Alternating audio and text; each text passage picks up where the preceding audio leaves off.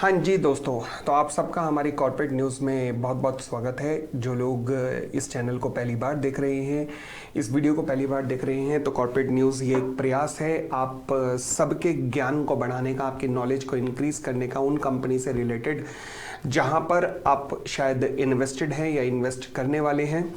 तो आपके नॉलेज को बढ़ाने का ये एक प्रयास है। ठीक है जी, चलिए अगेन, अगर आप ये सीखना चाहते हैं कि किसी शेयर के फंडामेंटल एनालिसिस से पहले उसमें क्या क्या देखा जाना चाहिए, तो आप हमारे स्टॉक एनालिसिस की क्लासेस, फंडामेंटल एनालिसिस की क्लासेस ज्वाइन कर सकते हैं, जो कि मल्टीबैगर कोर्स के नाम से डिस्क्रिप्शन में दी गई हैं। इसके अलावा आप हमारे यूट्यूब चैनल को, जो कि इसके अलावा एक और यूट्यूब चैनल है जहाँ पर मेंबरशिप का भी ऑप्शन आता है, वहाँ पर मेंबरशिप सेक्शन को ज्वाइन करके भी एडिशनल नॉलेज प्राप्त कर सकते हैं स्टॉक मार्केट से रिलेटेड, आईपीओ से रिलेटेड। चलिए तो आज की स्टॉक मार्केट न्यूज़ में अगर मैं सबसे पहले अदानी साहब और अंबानी साहब से पहले अगर मैं ट्रंप को कवर ना करूं तो फिर कहानी बेकार हो जाएगी।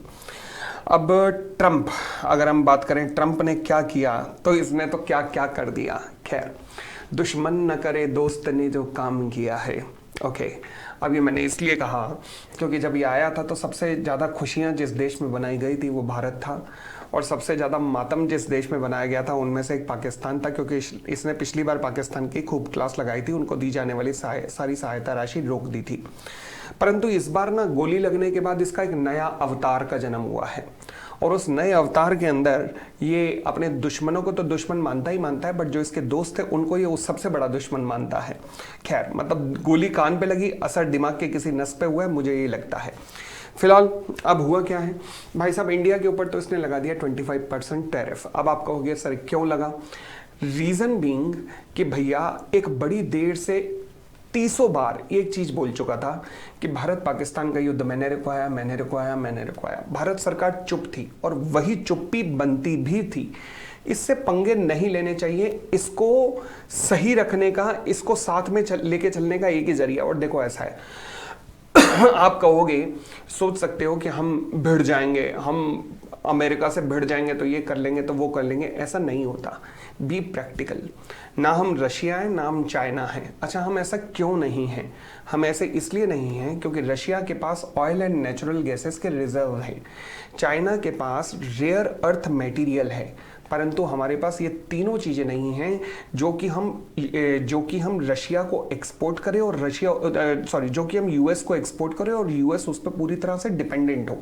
हमारे पास ऐसा कोई भी मटेरियल नहीं है, तो इसलिए हमें इसके साथ बना के चलना पड़ेगा। और दूसरा रीज़न, आज की डेट में अगर मैं चाइना की बात करूं तो वो 18 ट्रिलियन की इकोनॉमी है, वो इसके सामने खड़ा हो सकता है, पर अभी हम 4th लार्जेस्ट इकोनॉमी है, बढ़ रहे हैं, और इस समय में अगर हमने पंगे लेके रिलेशनशिप खराब कर लिए तो हमारे आगे बढ़ने की रफ्तार बंद हो सकती है। तो इसलिए हमें इस टाइम सबके साथ, चाहे चाइना हो, चाहे रशिया हो, चाहे यूएस हो, सबके साथ संबंध बना के चलना बहुत ज़्यादा ज़रूरी है। तो इसलिए हम बिल्कुल ठीक किया, हमारी सरकार ने चुप रही, मगर चुप रहने की एक सीमा थी। अब संसद में क्योंकि बयान देना था तो प्रधानमंत्री ने बड़े, जिसे कहते हैं ना, अर्थपूर्ण शब्दों में केवल यही कहा कि किसी भी वर्ल्ड लीडर ने इस युद्ध को नहीं रुकवाया। ठीक है जी। अब ये बंदा इससे चिढ़ गया कि भैया तुमने मेरी बनी बनाई जो पीआर थी, नोबेल पुरस्कार इसे चाहिए हर हालत में, उसको तुमने खराब कर दिया। जैसे ये भारत की संसद में डिस्कशन हुई, इसने कहा इंडिया के ऊपर 25+% टैरिफ, 25% टैरिफ तो है ही है, साथ में एक पेनल्टी भी है। क्यों? क्योंकि इंडिया ब्रिक्स का मेंबर है, इसलिए। वो पेनल्टी कितनी होगी अभी नहीं पता। अच्छा, अब इसका इम्पैक्ट देखो। इम्पैक्ट अगर मैं कहूँ कि नहीं पड़ेगा जी, हम तो 30 मार खान है, तो ऐसा नहीं है। कुछ इंडस्ट्री पे इम्पैक्ट पड़ेगा और कुछ कंपनीज पे भी इम्पैक्ट पड़ेगा। वो कौन सी इंडस्ट्री है, वो कौन सी कंपनी है, देखिएगा, ये मैंने सामने एक लिस्ट भी तैयार की है। फॉर एग्जांपल मैं पहले कहूँ, अगर टेक्सटाइल सेक्टर पे प्रभाव बहुत हाई पड़ने वाला है, like Rajesh export, Arvind mills, Gokuldas export, Welspun, KPR mills, इन सब कंपनियों पे बुरा प्रभाव पड़ेगा। जेम्स एंड ज्वेलरी सेक्टर हमारा दूसरा ऐसा सेक्टर है जहाँ पर बहुत बुरा प्रभाव पड़ सकता है। For example Vaibhav global, Titan जो है तनिष्क के नाम से ज्वेलरी एक्सपोर्ट करता है, प्रभाव पड़ेगा। फिर हमारे ऑटो कंपोनेंट पे भी प्रभाव पड़ने की जरूरत है, जिसमें हमारे मदरसन, सुमी, हालांकि ये बचा लेगा क्योंकि ये कई देशों में है, बॉस्क और ये सारी कंपनियां हमारी आती हैं। ठीक हो गई इतनी बात? तो ये हमारा होने वाला प्रभाव है। अब ये बंदा यहीं चुप नहीं बैठा। अब या तो चुप हो जाए, चुपचाप नहीं, मगर ये इसे देख के लग रहा है कि यार इंसान का ना एक उम्र के बाद बचपना सामने आ जाता है, तो बस वही लग रहा है मुझे। और ये बचपने वाली हरकतों पे उतर आया है। और दिक्कत ये है कि इसके आसपास जो लोग हैं शायद उनमें समझदारों की संख्या कम है और चापलूसों की संख्या ज़्यादा है। तो अब हो क्या रहा है कि इसको समझाने वाले भी नहीं मिल रहे। अब ये इंडिया का कंपैरिजन पाकिस्तान से कर रहा है और कह रहा है कि देखो जी, पाकिस्तान को हम बहुत मदद देने वाले हैं, पाकिस्तान का हम तेल, मतलब पाकिस्तान का तेल नहीं, मतलब पाकिस्तान को हम तेल निकाल के देंगे। अच्छा, आज तक तो निकला नहीं। चाइना इतने टाइम से लगा पड़ा है, वो तो ढूंढ नहीं पाया, तुम ढूंढ लोगे। ये कहते हैं कि हम इतना तेल निकालेंगे पाकिस्तान से कि फिर इंडिया को बेचेंगे। अब देखो फ्रस्ट्रेशन देख रहे हो किस लेवल की है। पहले तो तू इतने अरबों की इन्वेस्टमेंट करेगा पाकिस्तान में, अच्छा चल वहां से तेल निकल भी गया, तो फिर तेल निकलना मतलब सक्सेस की गारंटी है। वर्ल्ड में सबसे ज्यादा तेल आज की डेट में वेनेजुएला में है, सबसे गरीब कंट्रियों में है, सबसे गरीब। वर्ल्ड में सबसे ज्यादा तेल इराक के अंदर है, फिर सबसे गरीब कंट्रियों में है। तो भैया तेल निकलना काफी नहीं होता, तेल निकलने के बाद आपकी कंपनी, आपकी कंट्री का माहौल क्या है वो भी देखना चाहिए। हर कोई सऊदी अरब या यूएई नहीं बन सकता। वो क्या सऊदी अरब और यूएई क्या पाकिस्तान को उनके बराबरी करने देंगे? कभी भी नहीं। उनकी इतनी इन्वेस्टमेंट है यहाँ। तो ये फालतू की इसलिए फेंक रहा है ताकि इंडिया को नेगोशिएशन टेबल पे लाया जा सके, और ये खुद भी नेगोशिएशन टेबल पे आना चाहता है। बट इसका जो नेगोशिएशन है वो हमें स्वीकार नहीं है आज की डेट में। क्यों नहीं है स्वीकार? वो इसलिए स्वीकार नहीं है क्योंकि ये चाहता है हमसे एक्सेस डेयरी प्रोडक्ट की और एग्रीकल्चर प्रोडक्ट की। और डेयरी प्रोडक्ट के अंदर ये जो दूध, दही और पनीर इंडिया में भेजना चाहता है वो सब उन गायों का होगा या और पशुओं का होगा, भैंसों का होगा ऑब्वियसली, जो कि नॉनवेज लेती हैं। और हम यहां पर, हमारी ज्यादातर जनसंख्या वेजिटेरियन है, तो इसलिए यहां पर भारत सरकार यहां पर एक्सेप्ट नहीं कर रही। और दूसरा, एग्रीकल्चर में हम तुझे कैसे आने दें? 70 करोड़ के करीब भारत की जनसंख्या एग्रीकल्चर पे डिपेंड करती है, तो वो तो सारे बेरोजगार कर देगा तू परिवारों को। तो इसलिए भारत सरकार इसके आगे झुक नहीं रही, ये झुकाना चाह रहा है। और हालांकि इसकी जो स्टेटमेंट है उसको समझो। आज इसने कहा कि Russian and Indian economies are dead economy. अबे ढक्कन, we are the fastest growing economy as of now, we are the 4th largest economy. इसको सब पता है, बट फिर भी ये जानबूझ के फ्रस्ट्रेट कर रहा है हमसे कि हम फ्रस्ट्रेट हो, बट हम हो नहीं रहे। ये अच्छी बात है। कई मैं यूट्यूबर को सुन रहा हूं, अब भारत सरकार को जवाब दे देना चाहिए, अब नहीं रुकना चाहिए। ओ भाई क्या फायदा, तुम्हें इसकी जरूरत है, तुम्हें इसकी जरूरत है। अभी पहले आगे तो बढ़ जाओ, पहले से ही लड़ाई झगड़े कर लोगे तो नहीं लड़ना चाहिए। चुपचाप जो बोल रहा है बोलने दो, नेगोशिएशन टेबल पे से लाओ। और ये खुद भी नेगोशिएशन टेबल पे आना चाह रहा है, कैसे बता? जैसे बार बार पाकिस्तान का एग्जांपल दे रहा है, तो ये वही कहना चाह रहा है कि मेरे साथ नेगोशिएट कर लो, नहीं तो पाकिस्तान को ये दे दूंगा। दूसरी बात, इसने शुरुआत भी कैसे की? Modi is my friend, but India ने मेरा एडवांटेज लिया इसलिए 25% टैरिफ। भाई साहब सारे इंडिकेशन दे रहे हैं कि नेगोशिएशन टेबल पे एक बार आ जाओ, और डेफिनेटली नेगोशिएशन टेबल पे जब आएंगे। देखो इसने जापान के ऊपर, कोरिया के ऊपर 25% टैरिफ लगाए थे, सब पे 15% कर दिए, सब पे। इसने ब्राजील पे लगाए थे, वो भी कम करने जा रहा है। इसने यूके पे लगाए थे, वो भी कम करने जा रहा है। ये कम करेगा, 15% पे लाएगा, 100% लाएगा। कुछ गिव एंड टेक होंगे बस। तो यानी कि ज्यादा घबराने की भारत को बात है नहीं, मगर मैं भारत सरकार द्वारा किए गए इस काम का बिल्कुल पक्षधर हूं कि बिल्कुल सही कर रही है, कि संबंध खराब नहीं कर रहे। हम चाइना और रशिया की पोजीशन में नहीं है, बी प्रैक्टिकल। तो इस बात को समझो। और ना अमेरिका हमारा दुश्मन है।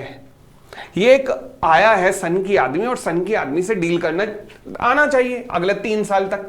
और मेरे ख्याल से हमारे जो कर्ता धर्ता हैं, दे आर बेटर इक्विप्ड, वो जानते हैं कि इससे कैसे डील करना है। तो हमारे चाहे जयशंकर साहब हो, चाहे पीयूष गोयल साहब हो, चाहे प्रधानमंत्री खुद हो, वो सब जानते हैं। तो इसलिए उनके ऊपर छोड़ देना चाहिए। और इंडस्ट्री को थोड़े टाइम का तो पेन है, शेयर मार्केट को थोड़े टाइम का तो पेन है, बट वो पेन टेम्पररी है। आप देखेंगे अगले कुछ दिनों में, हफ्तों में, या मैक्सिमम महीने के अंदर एक अनाउंसमेंट आ जाएगी कि भैया अभी हम थोड़ा टाइम दे रहे हैं नेगोशिएशन के लिए। और अगर गलती से भी मोदी जी ने इसे कॉल कर दिया तो डेफिनेटली डील फिर पक्की बात है कि मतलब एक्सटेंशन हो ही जाएगा टाइम का। क्योंकि ये अब क्या हुआ, इसके ना रशिया से संबंध खराब हो गए हैं, तो ये उस चीज से चिढ़ा हुआ है कि पुतिन उसकी बात नहीं सुन रहा, युद्ध नहीं रोक रहा। और पुतिन ने यूक्रेन के उन मेजर हिस्सों पर जहां पर रेयर अर्थ मटेरियल था कब्जा कर लिया है। आज की डेट में यूक्रेन के रेयर अर्थ मटेरियल का 60% हिस्सा रशिया ले चुका है, जो कि जेलेंस्की जिसकी डील इसके साथ कराया था ट्रंप के साथ। तो ये फ्रस्ट्रेट है इन चीजों से, इसकी फ्रस्ट्रेशन को समझना चाहिए। ठीक है, कोई दिक्कत नहीं, अब नेगोशिएशन टेबल पे बैठेंगे तो डेफिनेटली नेगोशिएशन तो होगी। तो मैं कहूंगा शॉर्ट टर्म पेन है हमारे 3 सेक्टर्स के लिए, ऑटो एंशिलरी के लिए, जेम्स एंड ज्वेलरी के लिए और एग्रीकल्चर प्रोडक्ट्स के लिए, क्योंकि हमारे एग्रीकल्चर प्रोडक्ट वहां पर जाते हैं। एंड टेक्सटाइल इंडस्ट्री के लिए भी ऐसे ही थोड़ी प्रॉब्लम तो है ही है।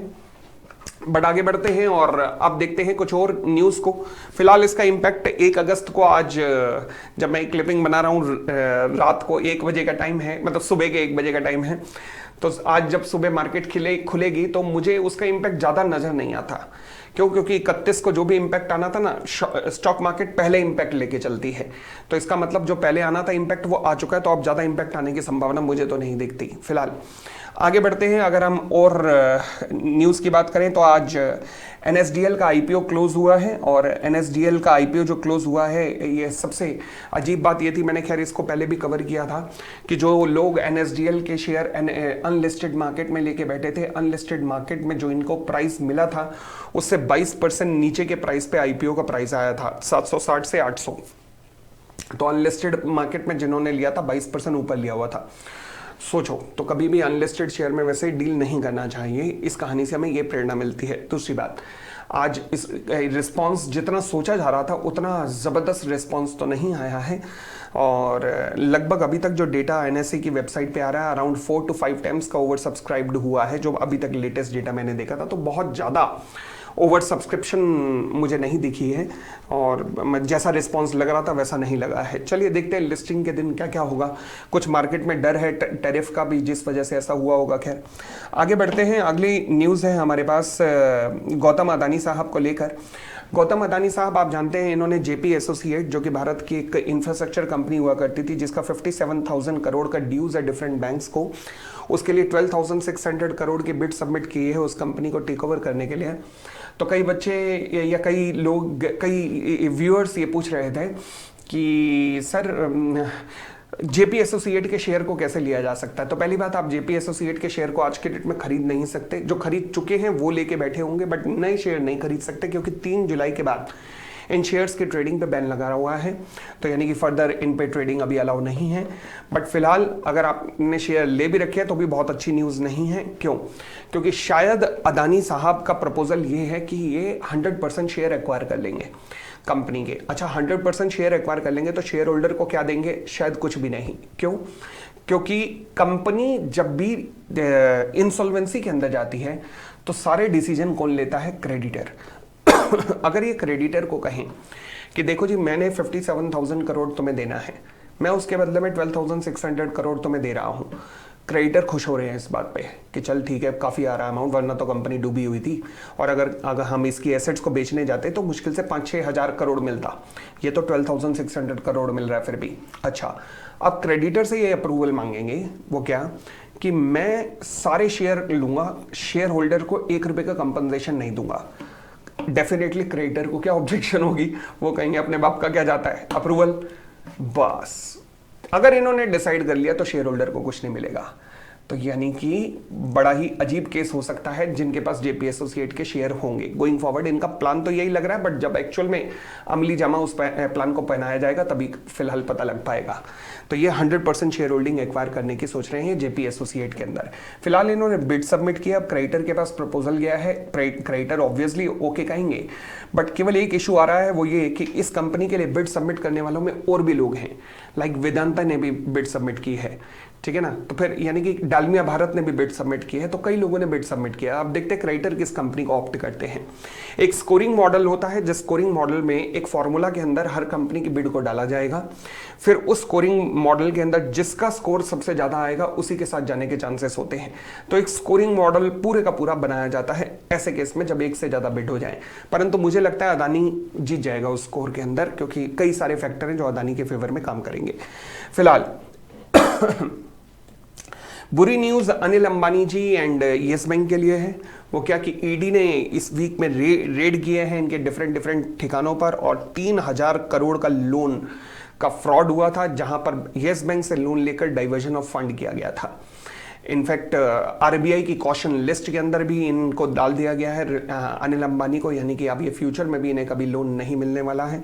जो भी लोग आरबीआई की डिफॉल्टर लिस्ट में एंटर कर जाते हैं तो इन्हें फॉर्मली एंटर कर दिया गया और फ्रॉड के केस में एंटर किया गया, यानी कि भविष्य में कभी जिंदगी में इन्हें लोन नहीं मिल सकता। तो अनिल अंबानी और उनके कंपनियों के लिए जिनके शेयर अचानक से बढ़ना शुरू हो गए थे, चाहे रिलायंस पावर ले लो, चाहे रिलायंस बाकी कंपनियां ले लो, तो उनके लिए एक अच्छी खबर नहीं रही इस हफ्ते। हालांकि ये खबर मुझे 4-5 दिन पहले कवर कर लेनी चाहिए थी, बट क्योंकि 3-4-5 दिन से यहाँ पर कॉर्पोरेट न्यूज़ नहीं आ रही थी और ये न्यूज़ देना आप लोगों को ज़रूरी था, तो इसलिए आज की कॉर्पोरेट न्यूज़ में मैं इसे कवर कर रहा हूँ। चलिए, पिछले 4-5 दिन से न्यूज़ नहीं आ पा रही थी because I was suffering from severe back pain. अब पहले से थोड़ा रिलीव है, तो इसलिए अब कॉर्पोरेट न्यूज़ हर ऑल्टरनेट डे पे चालू हो जाएगी, और फिर शायद सितंबर या अक्टूबर या मोस्ट प्रोबेबली दिवाली के बाद शायद हम लोग डेली नाइट में एक टाइम रखेंगे 10 PM, और वहाँ पर लाइव होगा सेशन आज का मार्केट के नाम से, जहाँ पर हम स्टॉक मार्केट में जो भी पूरे दिन में घटित हुआ होगा उनको 10 मिनट के अंदर डिस्कस करके ओवरऑल समझेंगे, साथ में एक जियोपॉलिटिकल न्यूज़ को पूरे दिन की उसे भी एनालाइज करेंगे। तो ये सब कुछ रात को 10 बजे लाइव चला करेगा, तो आप लाइव मेरे साथ पूरे दिन का ज्ञान प्राप्त कर पाएंगे। दिवाली के बाद हम लोग शुरू करेंगे। बहुत बहुत धन्यवाद, thank you, bye, take care.